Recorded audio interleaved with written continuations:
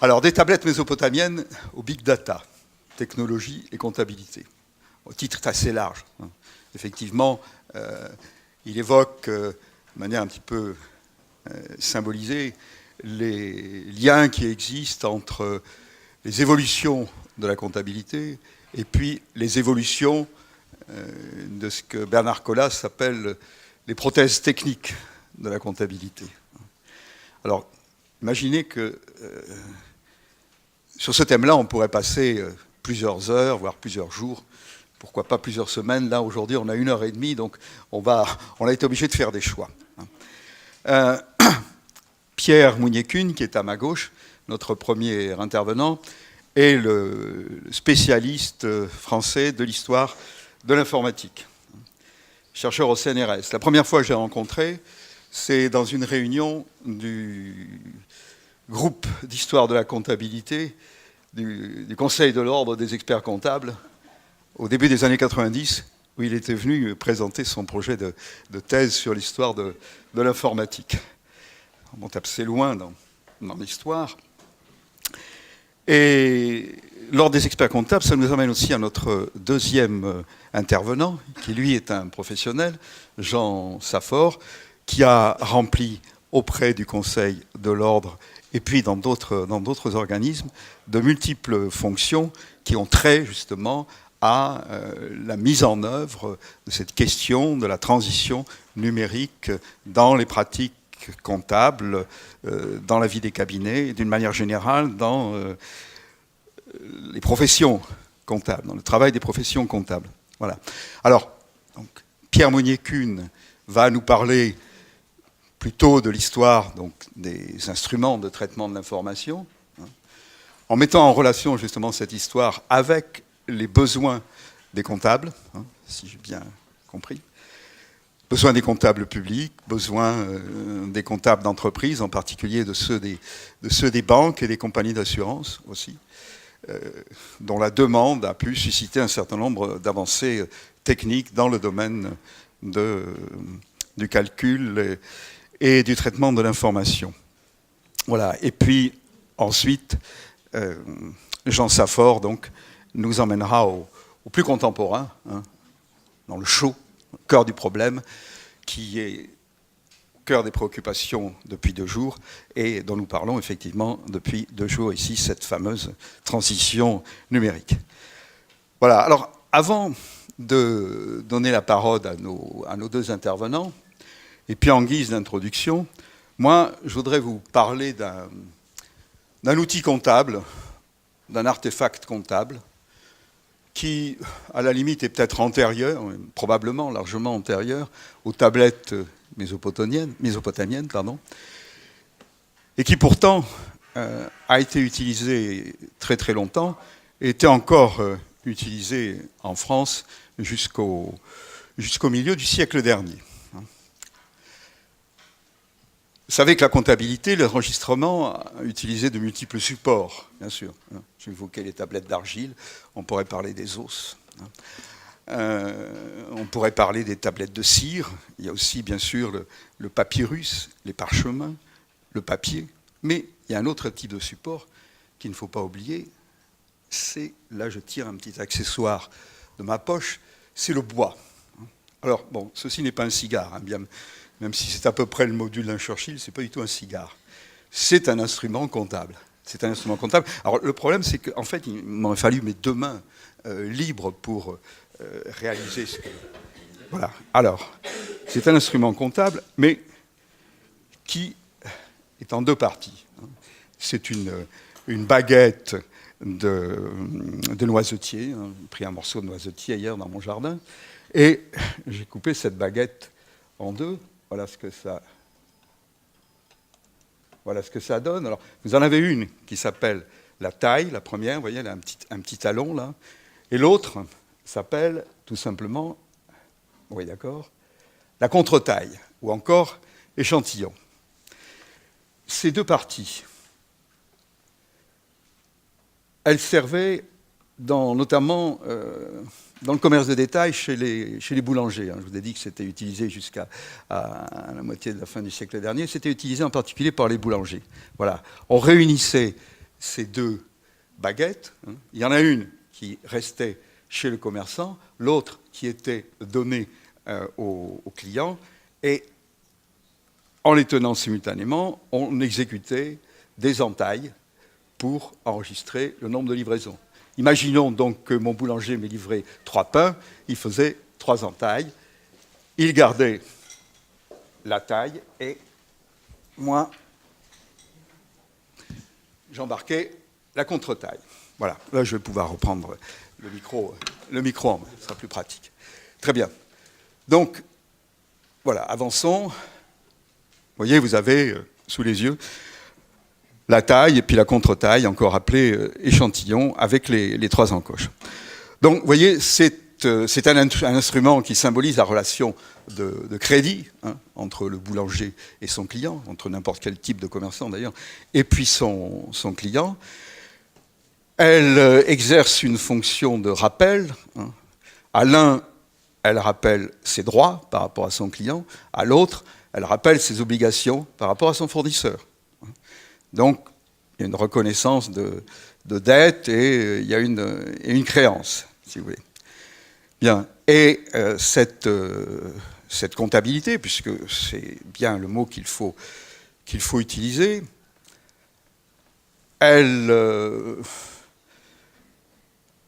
évidemment, elle va servir, enfin, elle permet au client, déjà, d'être certain qu'il ne va pas avoir à payer davantage de ce qu'il a reçu. Et puis, bon, permet aussi au fournisseur d'être certain qu'il va pouvoir vraiment exiger de son client le montant de ce qu'il lui a livré. Et ces tailles, puisque c'est ainsi qu'on les appelait, vous pouvez d'ailleurs imaginer qu'elles ont été utilisées autrefois dans la perception des impôts. C'est ce qui a donné son nom à un impôt célèbre, la taille. Ces tailles, elles ont une force probatoire. Enfin, elles avaient une force probatoire jusqu'à il y a encore très très peu de temps, mais elles s'inscrivaient dans le... Alors, vous voyez ici une petite illustration avec un boulanger tout aussi... dont l'instrumentation est tout aussi primitive que l'instrumentation comptable, mais vous voyez dans le cercle rouge, là, dans l'ovale rouge, les tailles qu'il emportait avec lui au moment de ses livraisons. C'est une photo qui a été prise en Sologne.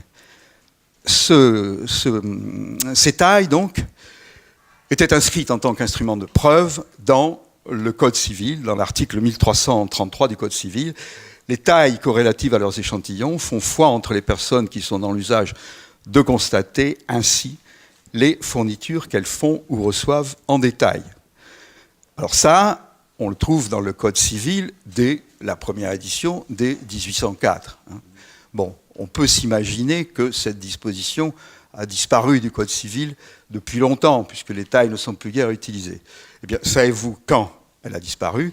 Elle a disparu en 2016, tout simplement, avec l'ordonnance du 10 février. Et c'est là que l'on rejoint ce dont il va être question tout à l'heure, c'est que l'ordonnance du 10 février 2016, qui a abrogé l'article 1333, c'est aussi celle qui établit l'équivalence entre écrit électronique et écrit papier, qui valide la fameuse signature électronique, enfin, la pratique de la signature électronique. Voilà, donc finalement, ces bâtons, par leur utilisation, ils témoignent de la permanence sur la très longue durée, une série de problèmes qui demeurent, et en particulier donc celui de la sécurité et celui de la valeur probatoire. Alors j'ai dit tout à l'heure, cet instrument a été utilisé assez longtemps, également en matière de collecte d'impôts, en France, mais aussi et surtout, et là très tardivement, en Grande-Bretagne. Alors peut-être vous demandez-vous à quoi correspond... Ah, oui. Voilà quelques tailles anglaises qui servaient donc au niveau de l'échiquier pour témoigner de la collecte des impôts, des montants qui étaient collectés et ensuite remis aux receveurs. Ces tailles en bois, il en a été conservé des milliers, mais leur utilisation a cessé en 1826. Et voilà ce qui nous emmène à cette aquarelle qui servait de fond à ma page de titre, ma diapo de titre. David Alexander identifierait peut-être l'aquarelle en question.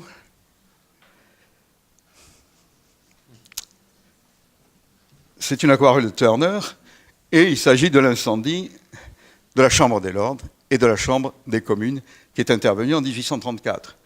Et savez-vous ce qui a provoqué cet incendie? Eh bien, tout simplement, il restait des milliers de tailles entreposées dans les sous-sols du Parlement britannique. Et bon, comme on avait cessé de les utiliser, au bout d'un moment, on a décidé de les détruire, et de les détruire par le feu.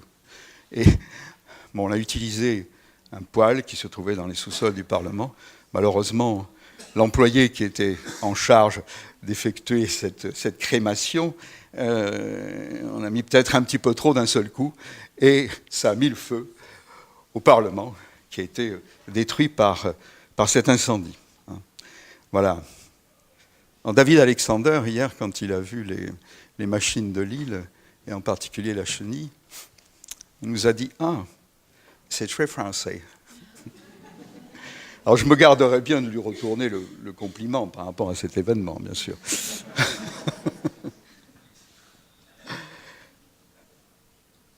Oui, pour terminer, je voulais établir un parallèle et un contraste ou parallèle entre, effectivement, cet incendie qui, quand même, détruit le lieu d'exercice de la démocratie. Ça me paraît assez puissant, important comme symbole. On détruit les archives comptables et on détruit le lieu d'exercice de la démocratie. Et si on va maintenant, aujourd'hui, puisque l'on a des data centers qui s'installent dans les régions arctiques, tout simplement pour minimiser les coûts de refroidissement des données. Donc, vous voyez le parallèle, là aussi, on sait, on en parle depuis longtemps, enfin, on connaît, on subodore un certain nombre des dangers que font courir le big data à la démocratie. Alors on ne va pas aller jusque dans ces problématiques-là, on restera sur la comptabilité, mais c'est ce dont nous parlera Jean Saffort tout à l'heure. Et maintenant, immédiatement, je passe la parole à Pierre Mounier-Kuhn pour nous parler de l'histoire des instruments de calcul. Merci beaucoup de votre patience et de votre attention. Je rends ces bâtons à Yannick. Je ne vais pas vous raconter une histoire globale de l'informatique, ça nous mènerait à la fin du week-end, du premier week-end de septembre.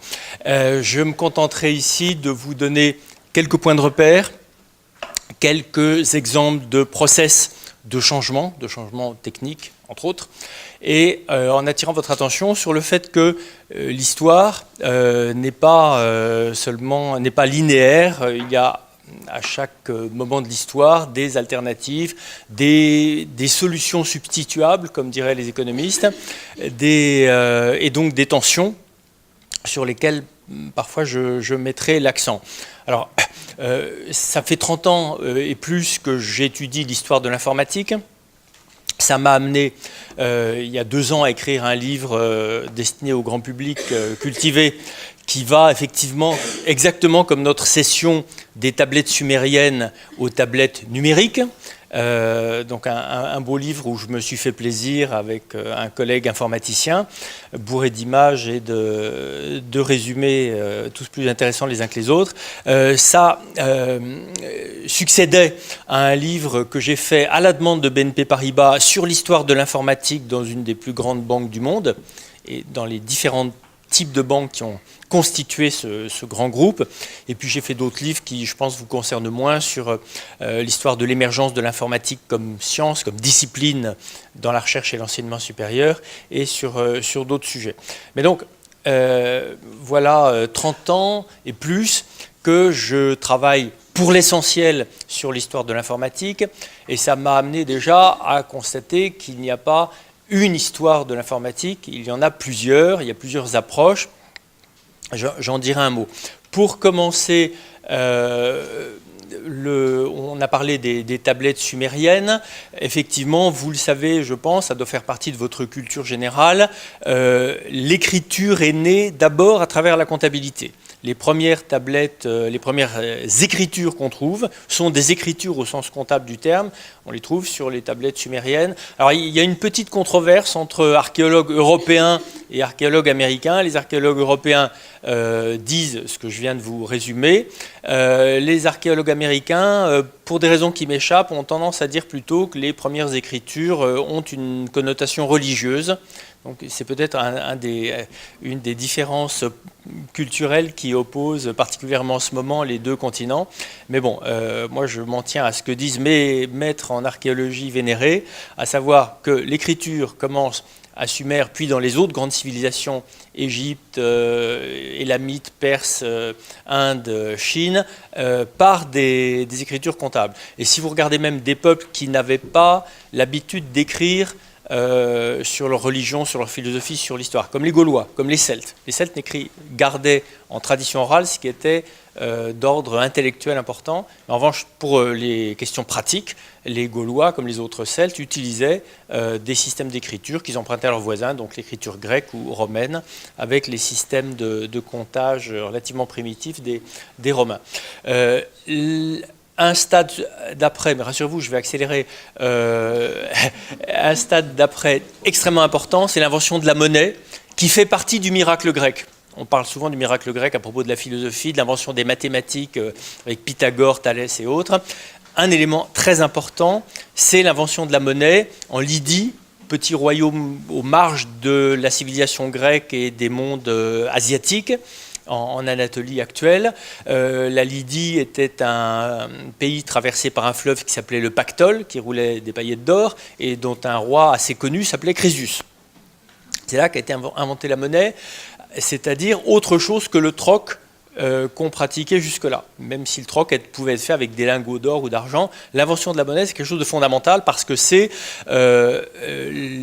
l'inscription de symboles numériques et de symboles d'appartenance politique sur des pièces qui ont plus ou moins de valeur. Assez vite, les souverains, les gens qui battaient monnaie, ont compris qu'ils pouvaient très bien dissocier la valeur matérielle de leur monnaie, de leurs coins, de la valeur faciale.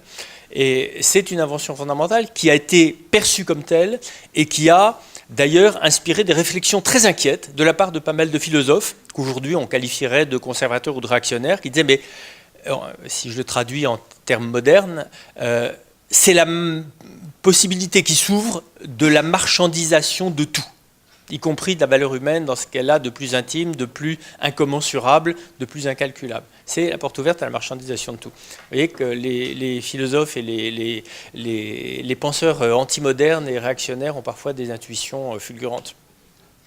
Je passe maintenant assez vite vers l'âge des machines, hein, ça va vite, hein, les monnaies, on compte. Alors, je ne vais pas vous faire un cours sur Luca Pacioli, votre saint patron ici dans cette salle, et le saint patron des comptables. C'était le frère Luca Pacioli. Oui, je disais tout à l'heure qu'il y a plusieurs histoires de l'informatique. La plus connue, je pense, est l'histoire qui met en avant de grands savants, de grands mathématiciens qui ont interagi avec des ingénieurs en électronique pour mettre au point les premières grandes machines à calculer électroniques, essentiellement au milieu du XXe siècle, pour résoudre des problèmes nés de la Deuxième Guerre mondiale, de balistique, de cryptanalyse, de logistique, etc., puis de la guerre froide, et parallèlement pour résoudre des problèmes beaucoup plus de nature aussi civile que militaire, de gestion de grands systèmes complexes, systèmes techniques, systèmes économiques, grandes entreprises, grandes organisations à gérer. Ce qui nous mène à la deuxième approche de cette histoire, qui est une histoire où sont liés très étroitement l'évolution de la comptabilité, l'évolution des besoins de comptabilité et de gestion plus généralement, et l'évolution des techniques au service de la comptabilité et de la gestion. Un très bon exemple, c'est un très bon exemple de synthèse entre les deux, c'est la machine de Pascal, dont il reste aujourd'hui 8 exemplaires dans le monde. La machine de Pascal est contemporaine des mousquetaires, c'est l'époque de Louis XIII, elle date de 1642. Blaise Pascal a conçu d'abord sa machine, c'était, comme vous le savez, un très grand mathématicien, mais il a conçu d'abord sa machine pour aider son père, qui était receveur des impôts de la Généralité de Rouen, à calculer, à faire ses calculs, je sais pas, d'assiettes d'impôts, de redevances, etc., de taxes, de taille, sans faire d'erreur, sachant que l'erreur est humaine et qu'à la fin d'une longue journée, le père Pascal, à la lumière de son quinquet à graisse ou à huile, faisait sans doute des fautes dans ses opérations parce qu'il commençait à fatiguer. Et donc là, on a, grâce au jeune Blaise Pascal, une machine qui servait à mécaniser les calculs comptables. Et c'est une machine dont Pascal a fait 2 versions. Une version en sol, denier, livre, tournoi, donc une machine vraiment pour la comptabilité monétaire, et une version décimale qui, espérait-il, pouvait servir à répondre aux besoins de calcul grandissants des scientifiques de son temps. On est au XVIIe siècle, en pleine période de la révolution galiléenne, puis de la révolution newtonienne, qui est essentiellement fondée sur la mathématisation des phénomènes mécaniques, astronomiques, balistiques, physiques. Donc, les 2 volets. S'ajoutera beaucoup plus tard un 3e volet à l'automatisation, qui sera l'automatisation des processus industriels que l'on peut faire commencer avec le métier à tisser de jacquard programmé par carte perforée. Je laisse ça de côté pour vous montrer que si on fait encore un bond en avant, dans la deuxième moitié du XIXe siècle, on voit se développer toute une gamme, j'en donne là seulement quelques exemplaires, de machines destinées à répondre aux besoins des comptables. Donc, ce sont généralement des machines de Pascal perfectionnées, des machines de Pascal qui marchent mieux, qui sont plus fiables, qui résultent, comme beaucoup d'innovations, qui résultent de mariage entre des technologies, entre des techniques qui jusque-là étaient séparées, qui ne se rencontraient pas. En gros, la machine comptable, telle qu'elle apparaît dans les années 1860, c'est le mariage de la machine à écrire avec une calculatrice. On y adjoint ensuite parfois des systèmes à carte perforée pour garder des informations en mémoire, et de multiples inventeurs prennent des brevets et inventent de nouveaux dispositifs en combinant de différentes façons ces techniques. Donc ça donne un nouveau secteur industriel qui est un sous-ensemble de la mécanique de précision. Donc on est en plein dans la révolution industrielle du XIXe siècle, mais qui répond surtout aux besoins non pas de l'industrie, non pas de la grosse industrie, mais du secteur tertiaire émergent. Parce que pour gérer les grandes organisations que sont les compagnies de chemin de fer, les grandes entreprises intégrées, les compagnies maritimes et les armées des États-nations grandissants, il faut des moyens de traitement de l'information. Alors, comme je le disais tout à l'heure, entre le XVIIe et le XIXe siècle, ces moyens de traitement de l'information ne sont pas forcément mécaniques. Il y a toujours des alternatives, il y a des solutions substituables. Et régulièrement, des gens me demandent, mais à partir de l'invention de la machine de Pascal, puis de celle de Leibniz au XVIIe siècle, pourquoi est-ce que tout le monde ne s'est pas équipé de machines à calculer? Réponse 1, elles étaient chères. 2, elles marchaient mal. C'était des appareils de laboratoire, des chefs-d'œuvre d'ingénieurs ou de scientifiques, même si les inventeurs ont essayé de les promouvoir, ils trouvaient peu de clientèle. En général, ils les offraient avec une dédicace aux rois de France, de Prusse, d'Espagne, etc. Et troisième réponse, la plus importante, il y avait d'autres façons de procéder, il y avait d'autres façons de calculer. On pouvait utiliser à un stade très élémentaire des bâtons comme ceux que Yannick vient de vous présenter. On pouvait calculer à la main. On pouvait utiliser des jetons sur une table à casier, ce que les Anglais ont conservé dans le terme de l'échiquier, pour désigner la comptabilité nationale, ou le ministère des Finances, leur ministère des Finances. Et on pouvait aussi recourir à ce qui a été le moyen de calculer sans faire de calcul le plus répandu du XVIIe siècle jusqu'au XXe siècle, qui étaient les tables. Et je vous donne ici c'est un livre que j'ai trouvé dans le grenier de ma maison de famille en Bourgogne. Ce sont les comptes faits ou le tarif général de toutes les monnaies par M. Barème. Barème était un expert comptable de l'époque de Louis XIV qui a consacré une bonne partie de ses soirées pendant toute sa vie à calculer des tables. Des tables qui étaient vendues, se vend 50 sols à Paris. Alors 50 sols, c'était 1% du prix que coûtait une machine de Pascal. Donc ces livres, c'est des livres de 100 ou 200 pages qui contenaient des tables. Voilà. Et Barème a passé une partie de sa vie à faire ses calculs, ou peut-être a-t-il fait faire ses calculs à sa femme et à ses enfants, mais vous voyez, on avait la réponse à la question en se reportant, en pointant sur ligne, colonne, et ça, c'est resté un procédé non pas de calcul, mais d'obtention de résultats numériques jusque dans la deuxième moitié du XXe siècle. Les plus âgés d'entre vous, moi y compris, ont utilisé à l'école des tables trigonométriques, par exemple. Les artilleurs, les officiers commandant les batteries d'artillerie avaient dans leur poche des tables balistiques qui indiquaient comment il fallait pointer leur canon de 75 pour tirer précisément sur l'ennemi. Donc voilà, il faut garder présent à l'esprit ça. Et puis, il y avait donc toujours la possibilité de faire du traitement de l'information à la main, ici dans les caves de la Banque nationale du comptoir national d'escompte de Paris, une des plus anciennes banques françaises créée en 1848, ancêtre de BNP Paribas, des employés qui triaient des titres aux porteurs. Voilà. Mais pour les aider, pour assurer une meilleure fiabilité des comptes, une meilleure exactitude, pour éviter les erreurs, et aussi pour des raisons déjà de sécurité, comme je le disais tout à l'heure, des inventeurs ont mis au point des machines à calculer. Ici, c'est un des exemples les plus répandus, c'est la caisse enregistreuse de NCR, National Cash Register, société qui existe toujours, qui fait aujourd'hui encore des terminaux de paiement. Ça fait la fortune d'une entreprise où s'est formé entre autres le patron d'une autre boîte future qui s'appelait IBM. Dans la première moitié du XXe siècle, il était courant de voir dans les grandes administrations et dans les grandes banques non seulement des poules de dactylographie, des ateliers de frappe à la machine, mais aussi des poules, des ateliers de machines comptables. Ici, donc, des dames dans les années 1920-1930 qui utilisent des machines comptables Burroughs, toujours dans une banque.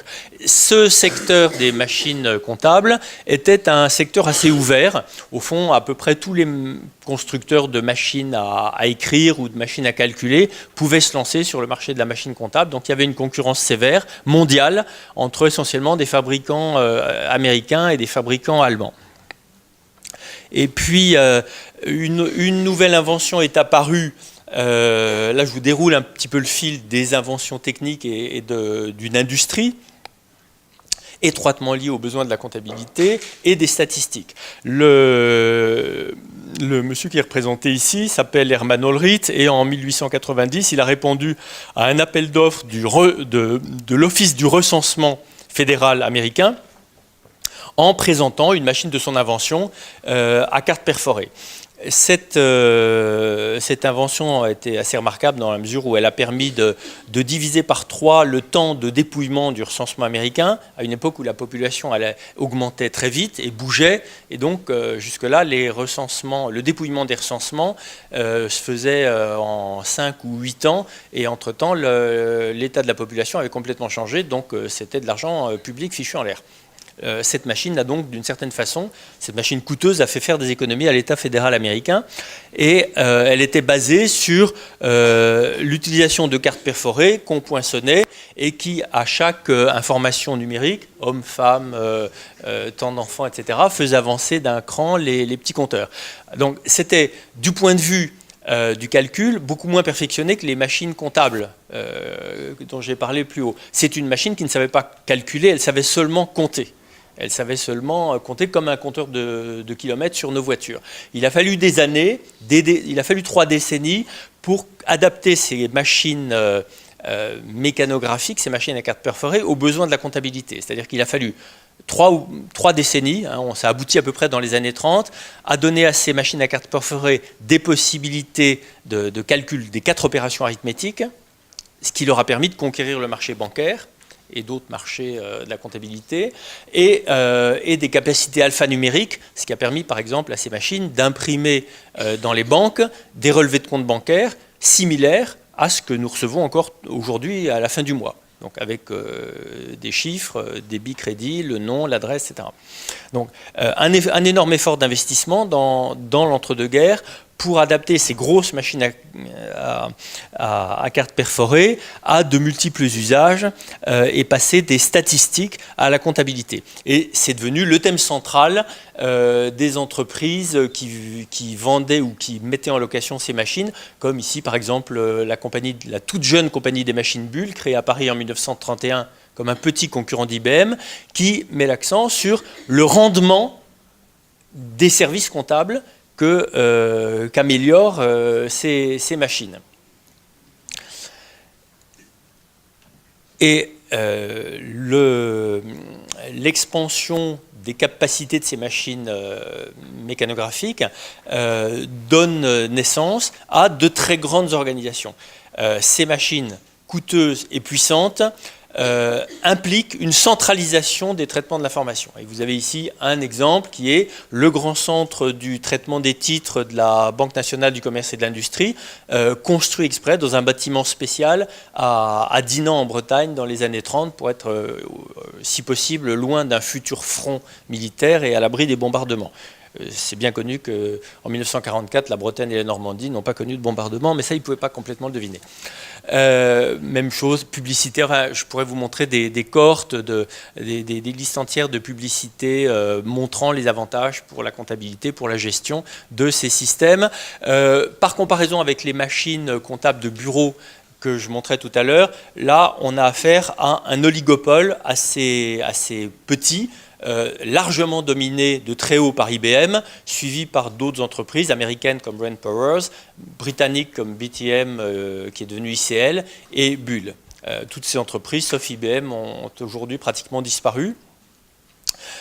C'est un oligopole à cause du coût d'entrée très élevé du développement et de la production de ces très grosses machines à carte perforée. Je ne vais pas vous faire un cours sur l'innovation dans ce domaine, on n'aura pas le temps.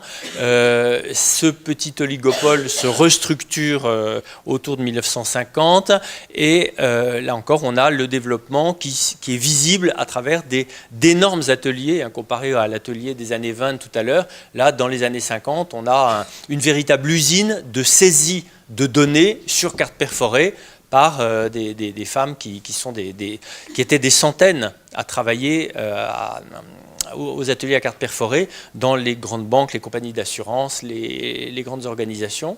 Et ça commençait à toucher les moyennes entreprises, pas encore les petites, avec d'immenses bases de données. Ce sont des bases de données sous forme de cartes perforées dans des tiroirs. Donc des millions de cartes perforées. Aujourd'hui, tout cela tiendrait dans un tout petit disque dur, même dans une clé USB.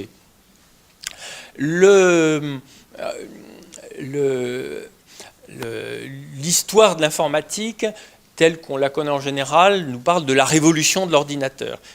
Encore une fois, ce sont deux grands savants, von Neumann, Alan Turing, qui ont imaginé des concepts entièrement nouveaux de machines universelles, fondées sur une théorie des algorithmes, donnant naissance à une machine révolutionnaire.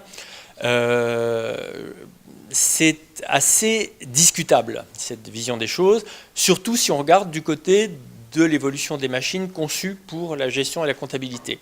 On peut avoir une vision beaucoup plus évolutive qui est, que l'on perçoit dans l'histoire de ces machines, de ces entreprises.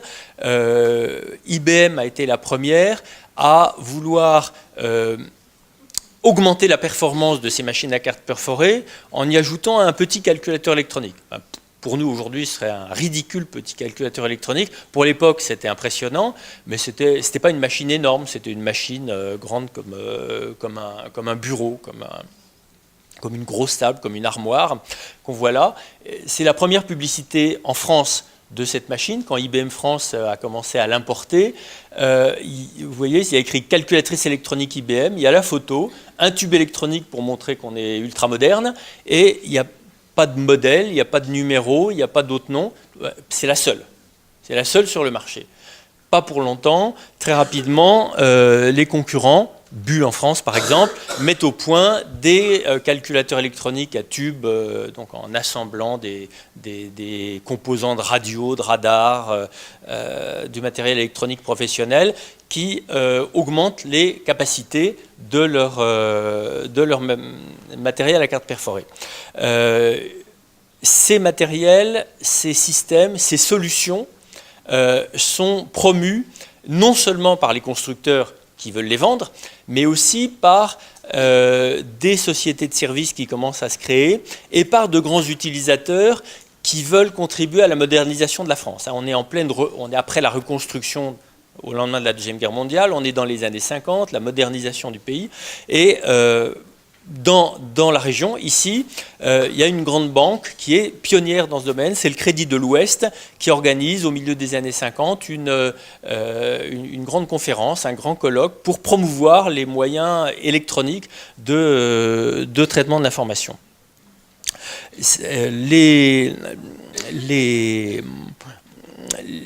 Les constructeurs vendent ces machines, équipent de façon de plus en plus massive de grandes organisations. On a ici par exemple une banque qui utilise 6 calculateurs électroniques, donc la tentation est forte à nouveau pour les ingénieurs qui travaillent dans la recherche et développement chez les constructeurs, d'augmenter encore les performances en empruntant désormais le concept de mémoire et de programme enregistré aux scientifiques dont je parlais, qu'ils ont développé après la guerre. Et donc on ajoute à ces systèmes un support de mémoire magnétique. À l'époque, c'est un tambour magnétique, c'est l'ancêtre du disque. Et ça donne des ordinateurs comme celui-ci. Et très vite, les grandes banques, et notamment les banques françaises, sont pionnières, alors que la France n'a pas été pionnière dans la construction d'ordinateurs. Les grandes banques françaises sont parmi les toutes premières au monde, à la fin des années 50, à acquérir de très gros ordinateurs. Au passage, je souligne qu'à l'époque, l'informatique était une voie royale de promotion socio-professionnelle pour les femmes. C'est quelque chose qui a beaucoup disparu avec la micro-informatique à partir des années 80. Mais je suis en train d'écrire un article là-dessus. Il y avait une présence importante des femmes dans l'informatique. C'est un marché qui est largement dominé par IBM. Je tiens, pour ceux qui ont envie de faire un peu de recherche historique en histoire économique, à souligner que les seules statistiques qu'on a, c'est le marché américain. Beaucoup d'auteurs font passer ça pour des statistiques mondiales, mais ça ne vaut que pour le marché américain. IBM tient à peu près les 2/3 du marché. Je suis convaincu, ayant pas mal fait d'histoire comparative internationale, que si on arrivait à compiler des statistiques sérieuses pour l'ensemble de l'Europe, y compris de l'URSS, des pays de l'Est et du Japon, on arriverait à une position certes dominante d'IBM, mais nettement moindre qu'aux États-Unis. En fait, il y avait plus de compétition hors des États-Unis que dans le pays qui se targue d'être la patrie de l'économie concurrentielle. Toute dernière partie de mon exposé, ces ordinateurs étaient l'objet de prévisions extrêmement optimistes, d'une espèce d'enthousiasme ébloui pour la nouvelle technologie dans les années 50. À la fin des années 60, beaucoup de responsables des grandes organisations déchantent. Ils ont dépensé beaucoup d'argent pour s'informatiser. Il y a non seulement le coût des machines, mais le coût énorme de la formation des personnels, de l'adaptation, de la restructuration des services, de la rationalisation des flux d'informations. Et pour beaucoup, l'informatique n'est plus une promesse radieuse d'efficacité et de décision rationnelle, mais plutôt un casse-tête où la direction des services d'information qui accapare déjà 2% du chiffre d'affaires de l'entreprise demande plus parce qu'il faut migrer vers un nouveau système et acquérir de nouveaux périphériques et de nouvelles mémoires, et puis les résultats qui ne sont pas forcément à la hauteur. Et donc, une solution substituable se présente déjà depuis un certain temps, dans les années 60, c'est l'externalisation. Ce qu'on appelait à l'époque le travail à façon.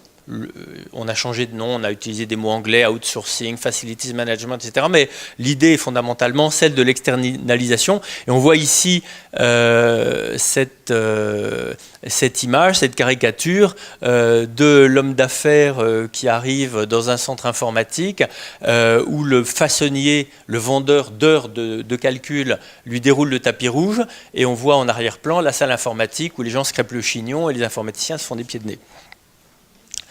Et donc c'est tout un service qui se développe pour offrir du traitement à façon, pour offrir du service à la demande avec des entreprises. Il y a beaucoup d'entreprises, pratiquement toutes les SS2I naissantes à l'époque en font. La plus connue encore aujourd'hui, je pense, surtout dans votre milieu, c'est CCMC, une véritable coopérative mécanographique qui au départ travaillait essentiellement pour l'ordre des experts comptables, qui s'informatise avec des machines de pointe dans les années 60, qui se met rapidement à vendre des logiciels, donc à diversifier son offre.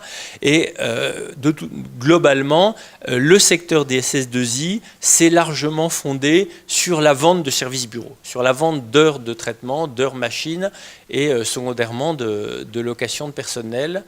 Voilà. Je traverse les étapes techniques. 1973, une entreprise française invente le micro-ordinateur, le Micral, une entreprise française. 1973, c'est 2 ans avant les premiers micro-ordinateurs américains. On l'oublie trop souvent. Et en 1980, elle répond à un appel d'offres de CCMC, enfin à une commande de CCMC pour un micro-ordinateur portatif, le Portal, qui est là, c'est sans doute le premier micro-ordinateur portatif, portable de l'histoire. Un dernier mot sur les moyens de paiement.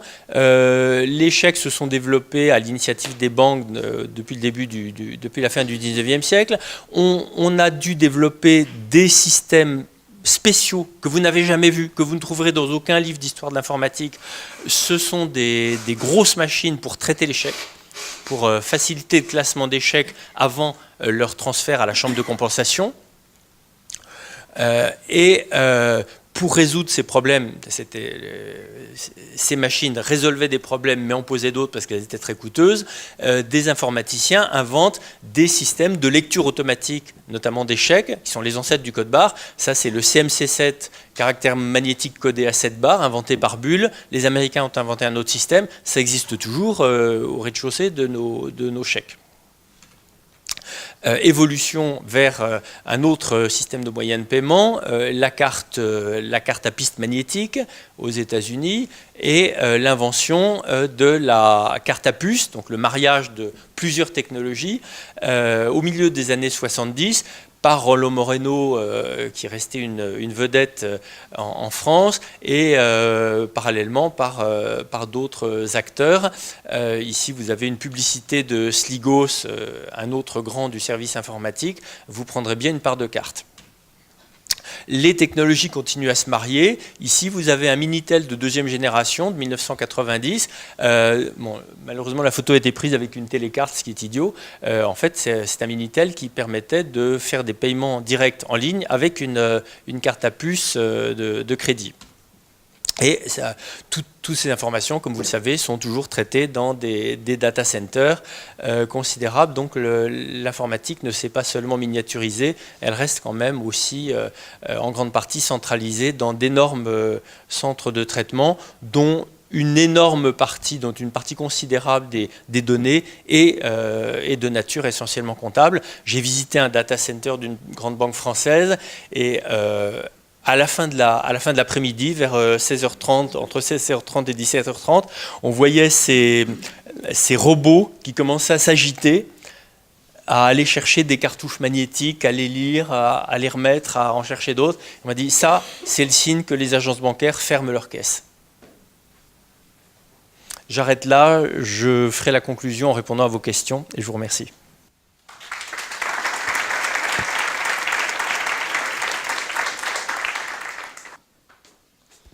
Merci Yannick. Donc je prends le micro, la taille, et puis je reprends un petit peu les choses à partir des années 97-98, donc la bulle Internet, et qu'est-ce qui s'est passé un petit peu dans notre marché de la comptabilité et pour l'ordre des experts comptables. Bon. Aujourd'hui, on nous dit partout, ubérisation, intermédiation, désintermédiation, menaces, opportunités, et on n'a pas d'enquête qui ne nous dise pas que la profession comptable, que la comptabilité, que les comptables vont disparaître, et en 2030, il n'y aura plus de comptables. Alors, c'est pas la première fois qu'on nous fait le coup, parce qu'on nous l'a fait avec l'informatique, on nous l'a fait à de nombreuses étapes. Et donc, juste un petit peu pour vous dire un petit peu comment la profession, comment l'ordre des experts comptables a pu avancer. Et puis après, on parlera un petit peu plus de l'évolution des métiers de la comptabilité. Je vais vous rappeler un petit peu, nous on a eu cette menace, on nous a dit écoutez c'est simple, on va vous retirer le monopole de la comptabilité. En 98, un certain Bogelstein, conseiller de la Commission européenne, commissaire à la Commission européenne sur la directive service, nous dit il ne peut pas y avoir de prérogative d'exercice sur la tenue de comptabilité, donc c'est tout, vous allez juste ne plus avoir de monopole, mot interdit, donc prérogative d'exercice de la tenue de comptabilité. Alors, on dit tout de suite, qu'est-ce qu'on fait ? Parce que c'est juste 70% du chiffre d'affaires de nos cabinets qui était menacé. Donc, une paille. Et donc, très clairement, on a réagi très très vite. Et bon, j'étais en charge d'un groupe de travail qui a été mis... et à l'époque, on a dit, c'est très simple, on va mettre en place la dématérialisation tout de suite. Alors, on a réagi relativement vite. Une étude qui a été présentée en 99 qui disait, grosso modo... Le 21e siècle sera le siècle de la communication. Celui qui détient l'information détient le pouvoir. Voilà. Un nouveau média arrive qui va englober tous les autres médias, Internet. Faisons donc en sorte que l'expert comptable s'approprie un petit peu cet outil et qu'il en soit même celui qui va le développer. Donc cette étude, elle a été publiée donc à cette époque-là, et puis surtout on a commencé à mettre en œuvre pas mal d'actions. Alors on a commencé par dire la dématérialisation, ça doit passer obligatoirement par des normes. Donc en 98, j'ai fait terminer, en 97, j'ai fait terminer la norme mondiale qu'on a déposée à l'UNCFACT, et on est chairman à l'ONU depuis cette époque-là, pour tout ce qui est les normes qui nous permettent de faire aujourd'hui les téléprocédures et le reporting. Ensuite, comme il fallait aussi des outils pour mettre en œuvre un petit peu tout ça, j'étais encore à la manœuvre et à cette époque-là, j'ai créé le portail, la profession a créé le portail jedéclare.com, qui est un petit site web, où aujourd'hui, il n'y a que 2 500 000 entreprises dont la fiscalité et des déclarations sociales transitent par ce portail. Alors, dès le départ, on a dit, attention, on va commencer par ce qu'on sait faire, donc les téléprocédures, mais ce n'est pas du tout fait pour ça, c'est fait pour régler tous les échanges numériques entre les entreprises et les comptables, et les experts comptables. Et donc c'est fait pour les téléprocédures, mais c'est fait aussi pour organiser la collecte d'informations, collecte des relevés bancaires, le renvoi des liasses fiscales, aussi bien à l'administration fiscale, au centre de gestion, à la base de données FIBEN, base de données Banque de France, et puis aussi aux banques commerciales. Donc on a réglé tous ces échanges-là, ça fait pas mal d'années que c'est en place. Et puis ensuite, on s'est dit aussi, oui, mais il va y avoir d'autres choses qui vont être à mettre en œuvre. Il va falloir aussi intermédier l'ensemble des documents pour préparer notre nouveau métier. Donc pouvoir récolter de la facture, au début la facture papier, prochainement la facture électronique, on va parler de cette évolution-là, pour justement régler non seulement l'acquisition de données, mais aussi la restitution sécurisée de l'ensemble de cette donnée. Et comme il y a là-dedans, il y aura beaucoup de données numériques, on évoquait tout à l'heure l'article 1366, 1367 du nouveau Code civil du 10 février 2016, instituant l'original électronique et la signature électronique, enfin, la codifiant un peu mieux, parce qu'elle existait avant dans les articles 1314-1 à 4. Donc, on va se retrouver un petit peu aussi à dire, toutes ces données électroniques, non seulement il va falloir les acquérir, les redistribuer, mais bien sûr les conserver. Je vous rappelle que dans le monde papier, quand on termine un exercice comptable, par exemple, on fait une boîte à archives, on met tout ça là-dedans et on le garde 10 ans. Dans le monde électronique, c'est pareil. On va faire notre archive numérique et il va falloir le garder 10 ans. Donc tout ça, c'était les instruments qu'on a commencé à mettre en œuvre pour pouvoir traiter un petit peu tous ces échanges numériques. Alors là, on est début des années 2000. Le La dématérialisation fiscale est terminée depuis 2015. 100% de déclarations fiscales sont électroniques. Le social aurait dû être fini en 2016-2017. Ça traîne un peu avec la DSN, qui a un petit peu de mal, et qui va être bien relancé par le prélèvement à la source à partir de janvier 2019. Enfin, vous voyez, que du plaisir. Mais surtout, là, on arrive dans le contemporain, mais surtout, dans les 5 prochaines années, il y a beaucoup de choses qui vont se développer. Généralisation de la facture électronique à partir de 2020, parce qu'il y a déjà une obligation pour émettre pour le secteur public depuis 2017, et ça va se généraliser en 2020. Ça dépend de la taille des entreprises. Mais on voit aussi beaucoup les banques nous parler de paiement, de CPAML, de paiement automatisé des factures. On a enfin une identité numérique, puisque le règlement européen est rentré en vigueur au 1er juillet 2016. Donc plein de choses, plein de textes qui ont changé. 2016-2017, des textes dans tous les sens. Des textes sur le code civil, sur l'identité numérique, sur le bulletin de paie électronique, sur la facture électronique, sur les normes de la facture électronique. Donc on est en plein dedans, et tout ça, ça va trouver son aboutissement dans les 2-3 prochaines années, donc ça va aller très très vite. Et donc, régler un petit peu tous ces échanges électroniques, ça c'est notre enjeu, et on va y revenir un petit peu sur le métier du comptable par rapport à ça. Alors dans la profession, ça a quand même beaucoup bougé, ça a beaucoup bougé, à tel point qu'on s'est retrouvé à faire... Bon, j'étais rapporteur du congrès sur l'expert comptable numérique en 2015, on était quand même 6000 experts comptables au Palais des Congrès à Paris, un peu plus de 6000, parce que ça c'était les payants. Donc autour de ce thème qui est vraiment fédérateur et qui a démarré complètement tout cet expert comptable numérique. Alors le marché du compta et de la gestion, alors aujourd'hui vous entendez parler plus seulement des machines, parce qu'avant on nous a surtout parlé mécanique, mécanographie, micro, mini, informatique. Maintenant on va nous parler plutôt base de données, mais surtout on nous parle de nouveaux systèmes de partage de données.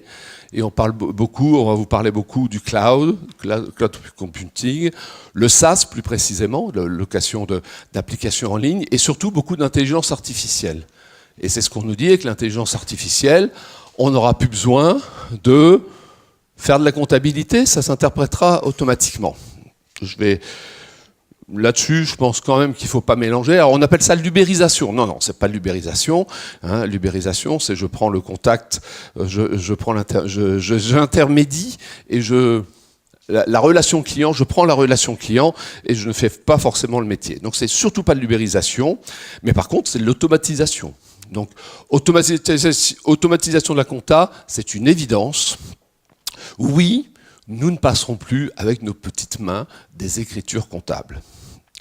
Donc je veux bien qu'il y ait une disparition de métier, c'est seulement celui de teneur de livre. Mais surtout pas la fin de la mission de tenue de comptabilité. Qu'on ne mélange pas tout. Moi je pense même que je fais de la tenue de comptabilité, mon cabinet fait de la tenue de comptabilité, et je sais bien que je vais me développer. Malgré qu'on m'annonce la disparition des comptables en 2030. Alors, comme tous les métiers du secteur tertiaire, donc comme tous les prestataires de services, on est tous un peu pareils. Chacun veut être l'intermédiaire, parce que qu'est-ce qui se passe aujourd'hui dans le monde où on est aujourd'hui? On peut faire son métier, mais il y a quand même une chose qui est importante, c'est de garder la relation client. Tout tourne autour de la relation client. Si je maintiens ma relation client, si c'est moi l'intermédiaire, si c'est moi qui intermédie tous les échanges, l'acquisition de données, la restitution de données et tout, eh ben j'ai tout gagné. Alors que mon métier évolue, bien sûr qu'il va évoluer, mais donc très clairement, je dois à tout prix conserver dans mon métier, dans votre métier, dans tous nos métiers, on doit garder absolument ce contact direct et ne pas se faire des intermédiaires, mais être au contraire l'intermédiaire. Alors les nouveaux métiers de la comptabilité, oui bien sûr, mon robot qui est là, il va me passer les écritures automatiquement. Oui, je suis d'accord. Oui. Seulement pour qu'il les passe, ces écritures, il faut peut-être que je lui amène des documents comptables. Donc il faut peut-être que j'organise quelque chose. Oui, je ne saisirai plus les écritures, mais je vais organiser la collecte des flux de données. Donc je vais organiser la collecte des flux de données qui va devenir qui est multiple déjà entre les documents papier, les documents électroniques et les hybrides, parce qu'on a aussi des choses qui sont entre les deux maintenant. Donc très clairement, le métier de comptable, ça va devenir un métier d'organisation d'entreprise et d'intégration des différents flux de données. Je vais organiser la collecte des flux de données pour que mon ordinateur, là, l'intelligence artificielle, qui va évoluer, quand il aura telle facture EDF, il sait comment il va la passer. Voilà, il sait parfaitement comment il va la passer, donc je vais le laisser faire. Mais il va falloir que j'aille lui chercher toute cette donnée. Alors, tout à l'heure, on parlait avec notre taille, là, tout à l'heure, la Pierre me passait, là, voilà, je vais reprendre sa taille, voilà. On parlait de force probante. Oui, mais justement, c'est aussi la problématique qu'on se repose aujourd'hui avec mes tailles. Il n'est pas dans le bon sens. Hop, si je veux avoir l'exemplaire client-fournisseur, il faut que je le mette dans le bon sens. J'ai compris, hein? Bon. Et c'est merveilleux, c'est fantastique. Mais on ne change pas de métier. Voilà, on évolue la façon de le faire, c'est tout. Et puis donc aujourd'hui, qu'est-ce qu'on va me demander? C'est d'assurer la force probante de l'information qui transite. Une facture, on va me dire, elle est bonne, elle n'est pas bonne? Est-ce qu'elle répond bien? C'est un original électronique ou pas? Elle répond à l'article 1366 du Code civil? Elle répond à l'article 289, grand 7, voie 2 du Code général des impôts? C'est un original? C'est pas un original? J'ai une piste d'audit fiable? Voilà. Donc très clairement, on va me dire, non seulement il faut aller récolter de l'information, il faut intégrer de la donnée, il faut réussir à mettre tout ça en place, le système d'information de l'entreprise, et en plus, il faut attester de la force probante. On est sur le même thème de la force probante avec les outils d'aujourd'hui, donc attester la force probante des documents.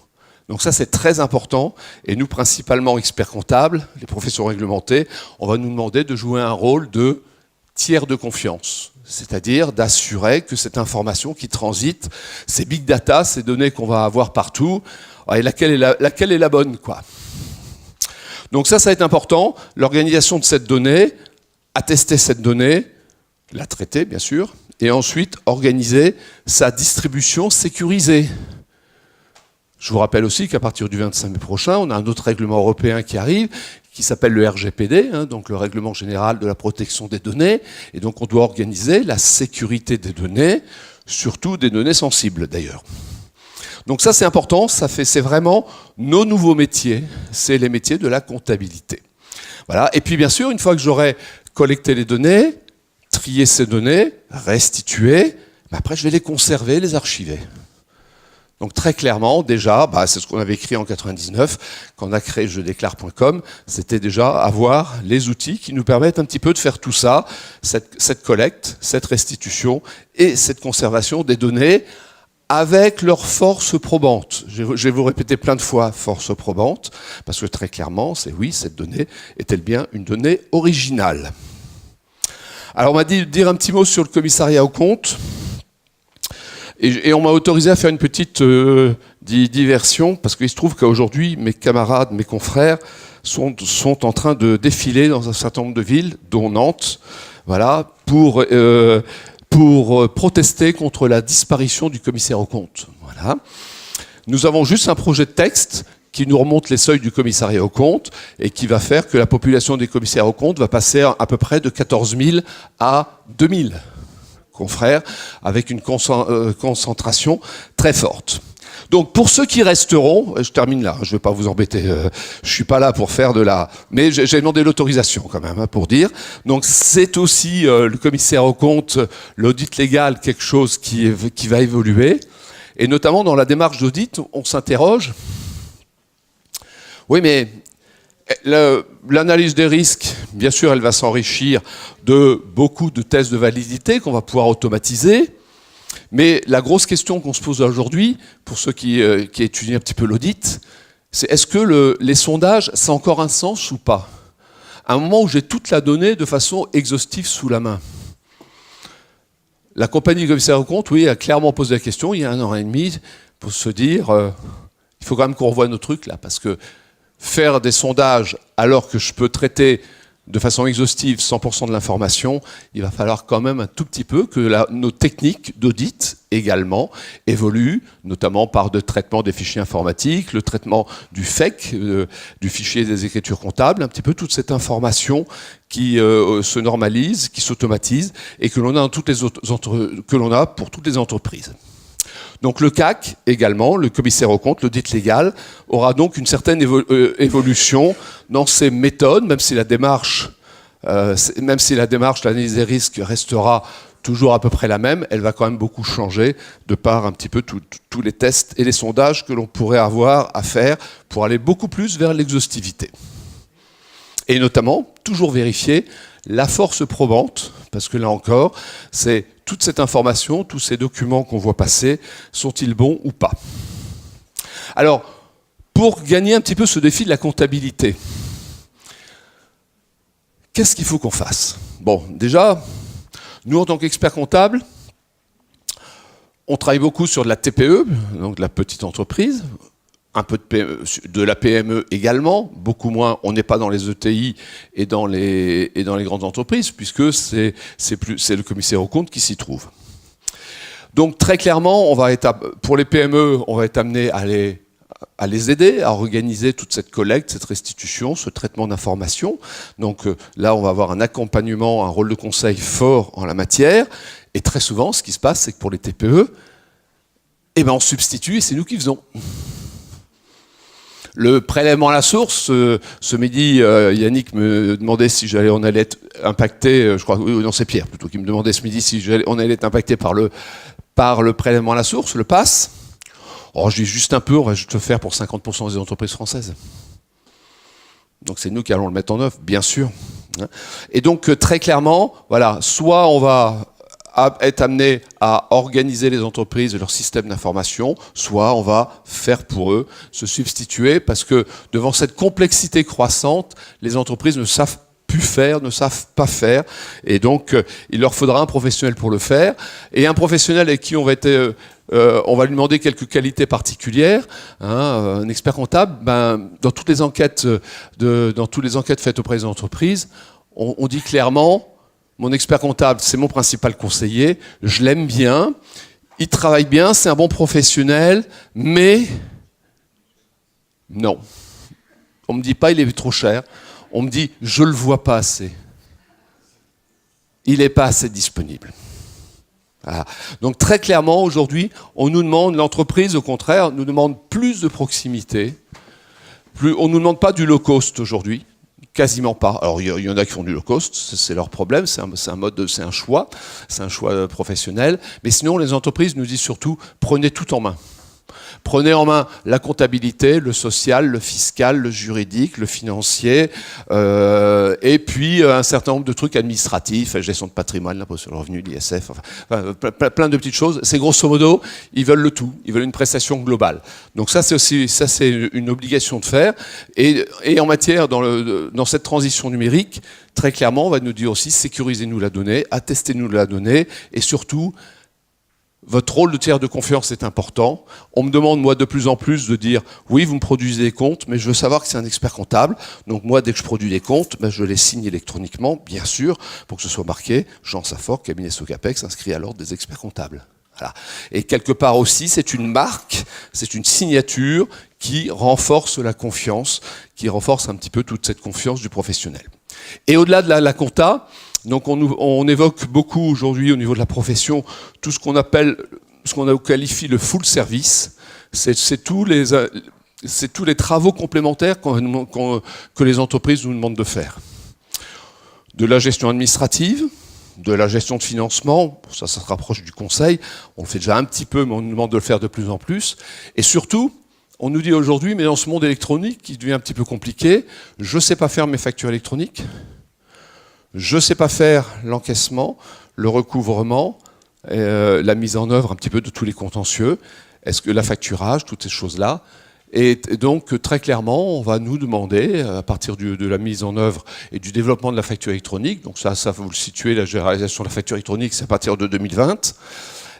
Donc, on va nous demander carrément de faire les factures pour les clients,